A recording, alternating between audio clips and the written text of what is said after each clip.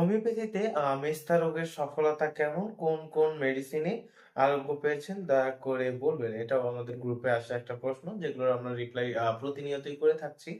তো সেটা হচ্ছে মেস্তা রোগের সফলতা কেমন? মেস্তা রোগটা আসলে কেন হয়? মেস্তার যদি আমরা প্রাথমিক মানে হওয়ার কারণগুলোকে আমরা দেখতে যাই, দেখা যায় যে এরা হচ্ছে নাইট ক্রিম ব্যবহারেই কিন্তু মেক্সিমাম গুলারই এখন অবস্থাটা এমন হচ্ছে। তো সাইড ইফেক্ট শব্দটাকে আমাদেরকে মানতে হবে।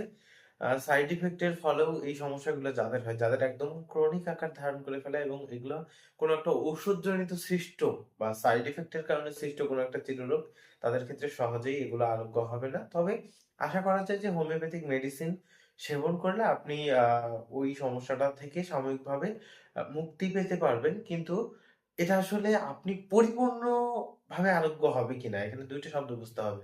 একটা হচ্ছে কিওর, একটা হচ্ছে প্যালিয়েশন। অর্থাৎ আরোগ্য আর উপশম। উপশম আপনি সব প্যাথি দ্বারাই পাবেন। তবে আমরা যেহেতু হোমিওপ্যাথি করি, হোমিওপ্যাথিতে আমরা আশা রাখতে পারি যে হোমিওপ্যাথিক মেডিসিন আরোগ্য করতে সম্ভব। তবে আরোগ্য পথে বাধা এবং এখানে আরো কিছু পয়েন্ট হচ্ছে, তার মধ্যে একটা হলো সব রোগই কিন্তু আরোগ্যযোগ্য নয়। এটা আসলে চিকিৎসক বুঝতে পারবে। চিকিৎসক বোঝার পরবর্তীতে যদি মনে হয় যে এটা আরোগ্য হবে, এটা আসলে ওই চিকিৎসকের কাছ থেকেই পরামর্শ নেওয়া প্রয়োজন।